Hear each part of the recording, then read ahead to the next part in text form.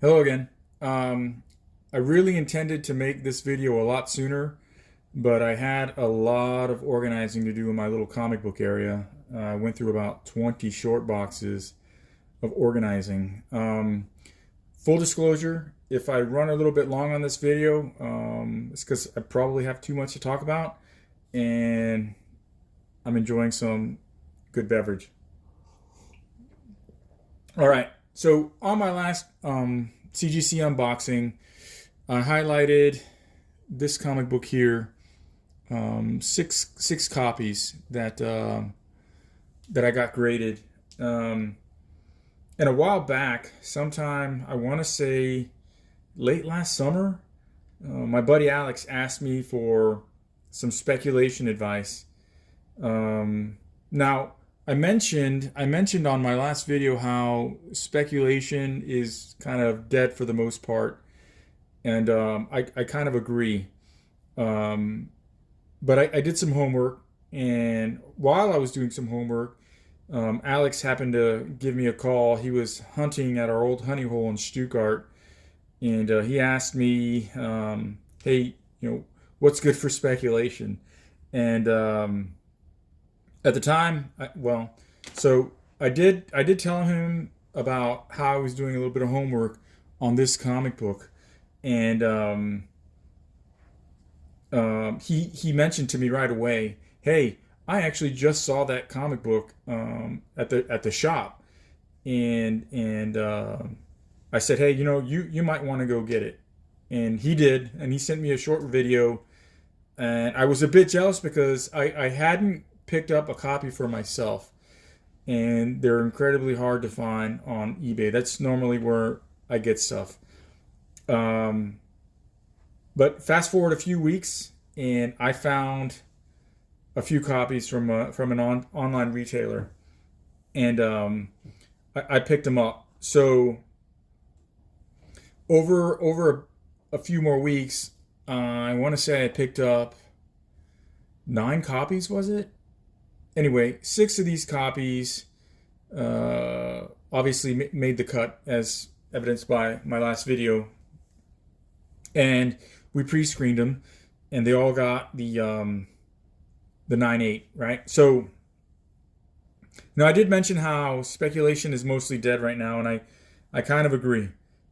Um, but the reason why I was doing homework on this, well, not this book in particular, but sometime I want to say early last summer, at some point, the variant for Lockjaw and the Pet Avengers popped big time. Issue number 4, I think it is, that Skottie did, and I want to say that's still a $1,500 book. So that got me thinking, what are some other rare variants that might be unrepresented in the CGC census? And a quick Google search led me to an older blog post by Hogness. And right on the top of that article was the second print of Wonderful Wizard of Oz, number 1. Now, the article claims that this variant is the first Skottie Young variant, but that's not really true. There are a couple other variants that do predate this. So instead, I think what he should have said in his article was that this is potentially the first variant that Skottie did for Marvel. There are other variants. For example, there's a Mega Man variant that one of the members of my Discord group razzed off, raffled off, so the Raz.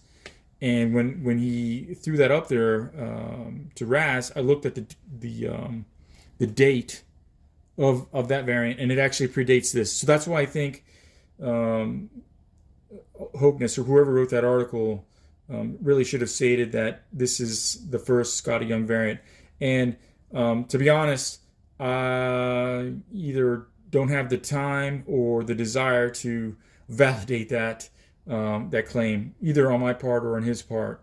But nonetheless, I did check the CGC census, and at the time there were 0 copies graded at a 9.8. So real quick, the article led me to a couple of other variants as reading through it that I had to chase down. Now, um, the article claims that this is the first actual baby variant. Um, Again, I haven't done the homework to validate that statement, but I already had this in my collection, and this is actually, kind of challenging to find. It's not easy to get a hold of, especially in high grade. But I already had it. So what led me, well, it did, in checking out the article itself, there were a couple of comic books that popped up and that really piqued my interest, right? So there was this Annihilators #4 variant with Rocket and Groot on the cover, and this Deadpool Corps final issue #12. There's actually a Deadpool team up cover that's almost the exact same as this one, but he's holding different comics in that variant. Now, I guess I'll digress a bit. This variant, along with this wonderful Wizard of Oz, his art, Skottie's art, is a lot more detailed. In fact, a lot of his earlier art is way more detailed than the stuff we find nowadays, and it's in my opinion far superior. But I'm happy to have these in my collection nonetheless, right? So, real quick, why do I like this cover so much? This Wizard of Oz second print. It kind of reminds me in a way of Christina's World, the painting by Andrew Wyeth. I think I'm pronouncing that pretty quick. I'm not quick. Correctly. Hey, don't judge me. Anyway, there's something about this composition, the way she's looking off into the distance, that just reminds me of that painting. Gives me those vibes. So it's really appealing to me. It's a lot different from the first print of this comic, but still, nonetheless, very very detailed. There's something about the storytelling. It just speaks to me. So, this cover also sports the old school Skottie Young signature. I wonder if this comic were ever to be sent in for a Skottie Young signing, if he'd be willing to do the old school signature. Now, his signature is a lot different nowadays. Even this comic here has a different signature. By the way, I'm going to digress again. I dropped this comic book during my unboxing, and the video I actually uploaded wasn't the video that I had completely edited to let you all who are watching know that the case and everything was fine. The comic made it okay. Okay, so why did I recommend this book to my buddy Alex? Well, again, I was doing some research, and I discovered that at the time there were 9.8 copies in the CGC census. I've since found that there is one signature series on CBCS that is a 9.8 that definitely predates these. Now, there's a lot to unpack here, but I want to start really with the first print, right? To get to where my point being on this comic book. This was solicited for December 2008, and there were 20,532 copies ordered according to Comicron. Now, during that time, Marvel would usually release second prints the following month. However, this comic book was solicited for 2 months later, which is February 2009. And according to the CGC label and the interiors, I checked the inside to confirm it is solicited for February 2009. Now, here's some data for issue #3 for the variant. For the Campbell variant of issue #1 and the second print of issue #2, which were all solicited in February 2009. All right, so at the 116th position on the top 300 ordered comics was issue number 3, which was at 15,665 copies.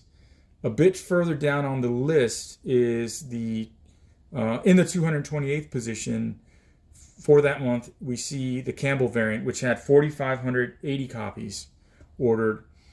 And again, another, I guess I digress again a bit. I would argue that the Campbell variant is a second print because it was, again, solicited 2 months after the first print. Okay, so finally for the month of 2009, at the 300th and final position for copies ordered was the second print of issue number 2, which was at 2,604 copies ordered. This means to me that the second print of this comic book is less, right? Because it's not even listed in the top 300.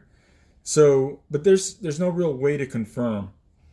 And so what happened was I posted about this comic book on one of the Skottie Young fan pages on Facebook, and one member of the group claimed that this comic had 4,500 copies ordered.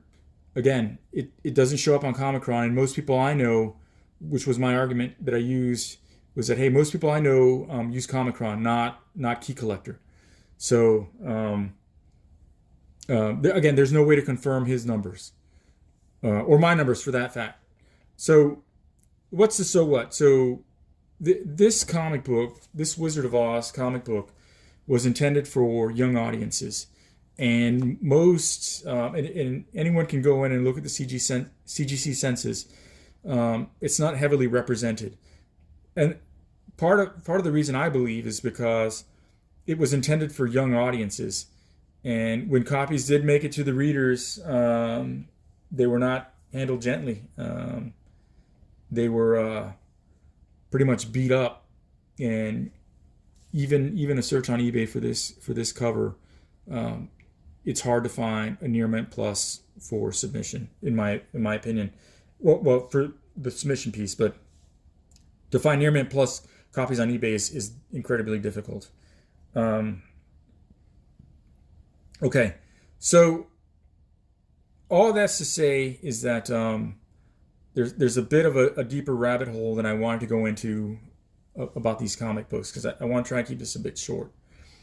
But I initially mentioned that I wasn't going to sell any of this, any of my 9.8s, but I did decide to test the market, and I sold one copy, and even though it didn't meet my expectations, it came in a lot lower than my what I estimated was going to be the selling point. I still made a decent profit, and for transparency, each one of these. So I now have five copies. There's 4 here on my little display, and this copy here, which this has the lowest serial number. So this is actually the first one. So that will stay in my collection forever. That's never going anywhere. Again, I digress. Sorry. But even though the sale came in below my expectations, the total cost for the comic and the grading was just over $37 for each comic book. So one lucky buyer was able to snag my copy for $137.53 plus shipping. So overall, my profit was just under $78. I still consider this to be a pretty good success. A wise person once told me that no one ever went broke by making a profit. So I more than doubled my profits, if you will, and I still consider this experiment a success. Now, here's kind of the bad news for me. My buddy Alex did send in his copy to get pressed and graded, so he will most likely have the 7th copy on the census. We'll see what happens. But I did double down, maybe even triple down, because Yeah, there's another 9 or so copies on here. Uh, I didn't clear out the online seller. I'm not going to reveal who that is. If anyone out there is on the hunt or wants a 9.8 of that, you're going to have to figure that on your own. Sorry, I'm not going to share. But I won't get any of these graded. In fact, I think only four of these 9 copies are 9.8 worthy. So I won't get those graded anytime sooner either. Mainly because I want to really preserve my opportunity to I guess make a bigger profit later.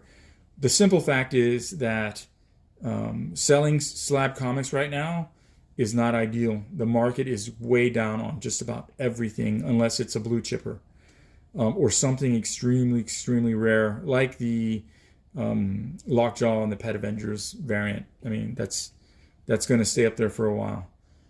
So I will hold off on getting any more of these graded at the moment. I will keep this first ever graded 9.8 in the census in my collection forever. And eventually, maybe a year or so down the road, I'll test the market again, see how the economy's going, and maybe somehow there'll be a spark. Now, there's probably folks out there who aren't happy, with someone like me getting stuff graded and trying to corner the market.